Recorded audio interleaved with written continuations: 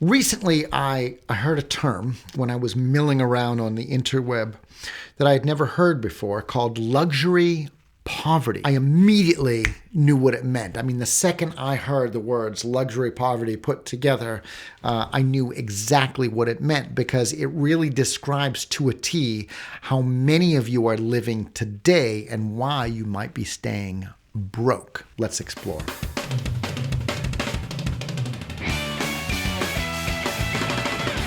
I'm randomly going to select 100 of you to receive your own gold-plated coin. I used to carry around a gold coin kind of similar to this one right here. Not to spend, but because it reminded me of wealth. And it was a symbol for me of what was to come and what I could achieve financially. As a thank you for your support, I want to give you a little piece of motivation to remind you of what you can achieve and the results that you can get in life. So, when this channel hits 500 subscribers, I'm randomly going to select 100 of you to receive your own gold-plated coin. These coins are real currency from around the world that have been plated in 100 mils of fine gold.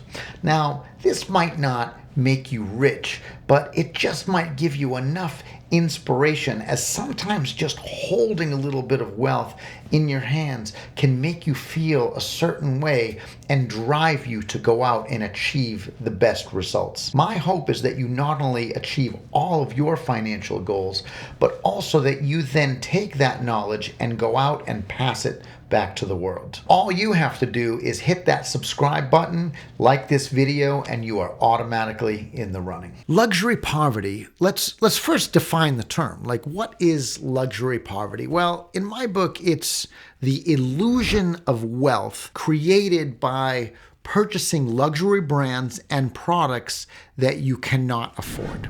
Or should I say that you cannot yet afford, because you guys are watching the Almost Criminal Millionaire and you are smart, so you're learning something. People are using this system to go out and basically buy things they can't afford yet to feel good about themselves because they're sort of keeping up with the Joneses, right? So what are they doing? Well, you can't afford a Rolex, but you can go on eBay and buy that used Breitling, and PayPal will let you make payments. You can't afford a Hermes Birkin bag yet, but you can go down to the mall and your credit card's going to allow you to buy that Coach bag with payments. You know you cannot afford even the insurance on a Ferrari, but if you go down to your local BMW dealer, the loan officer there is going to get you with the finance guy, and boom, they're going to get you financed on that BMW with what seems like affordable payments. But the problem with this system is that the illusion of wealth is guaranteeing your poverty. I'm going to say that again. The illusion of being wealthy can only guarantee your poverty because you are spending money you don't have to impress people you don't know, and in many cases you haven't even made that money yet. So this is guaranteeing that you're going to stay broke, or broke for a longer period of time. Why would anyone do this? Why would they take all of their money to basically spend between survival and looking good? And when you put it all together, you're back at zero, but you've survived another week and you have some luxury products to show off. There is a movie that I really love. It's an older movie called The Thomas Crown Affair. There's a later version, which is a remake,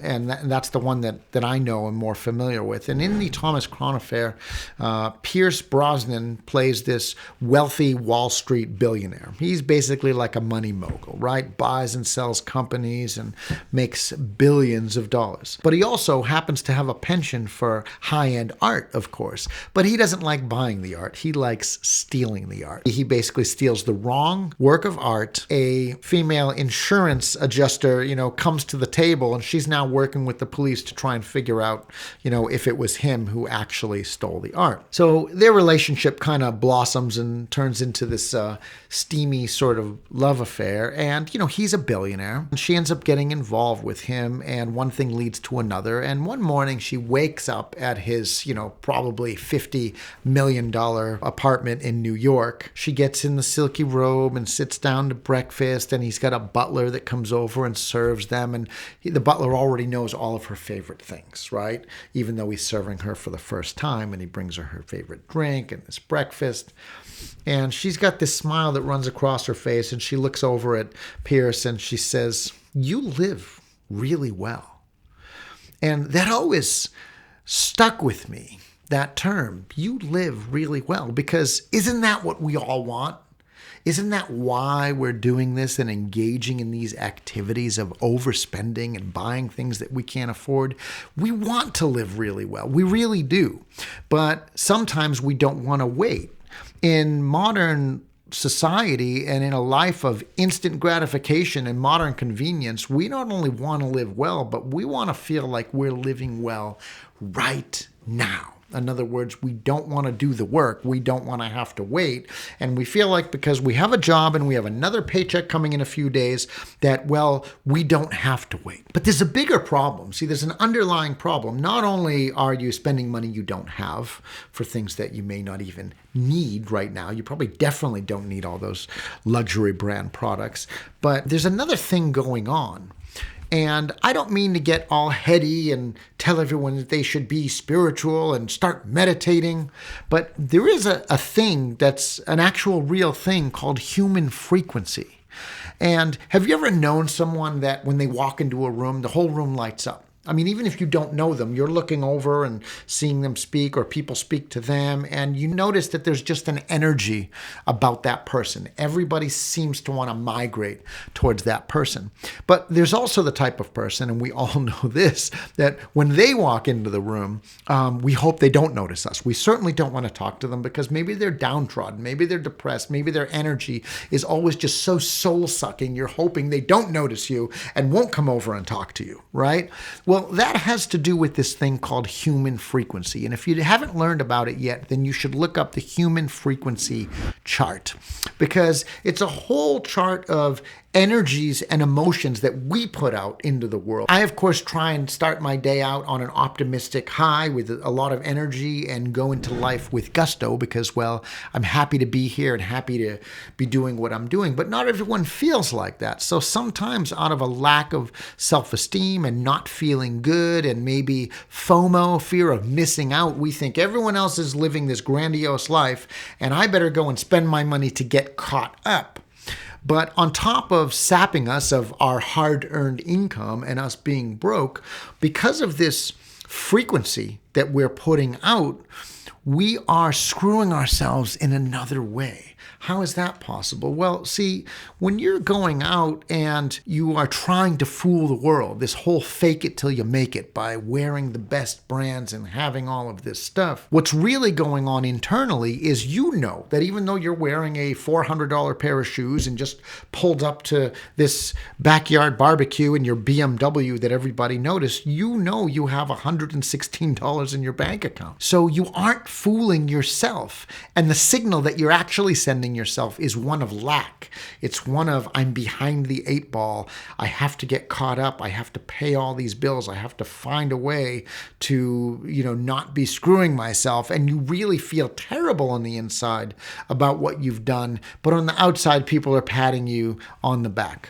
But are they really? There's a particular couple that I know really well, and we run in some of the same circles because we know some of the same people. So if someone's having a get-together, we might see them there, or if there is an industry event, we might see them there. They're a relatively nice couple, and we get along with them, and they're middle-aged, and they're newlyweds. So they've only been married a couple years. Now, as of their getting married, the wife has decided she no longer wants or needs to work. The poor husband is really struggling to keep up with that because he works really hard, doesn't really have the greatest job, and doesn't love what he does, but is just trying to fund a lifestyle in which they can both feel great about. They can't save up for a home, and they're very much in debt and share a car. And there's nothing wrong with sharing a car except that they both would like to have their own car, but they complain. Their car is a really nice car, of course, which means that not only do they have a big car payment, but they also have a big insurance and maintenance payment. Now, when this couple walks into a party, though, they are decked out. They've got their Prada sunglasses and their Gucci shoes and their Louis Vuitton belts, and they've rolled up in a beautiful car. Yet they have no money in savings, and they would love to own a home, but they can't. So they continue to pay high rent, which saps the rest of their income in a neighborhood that's not so great because that's where they can afford to live.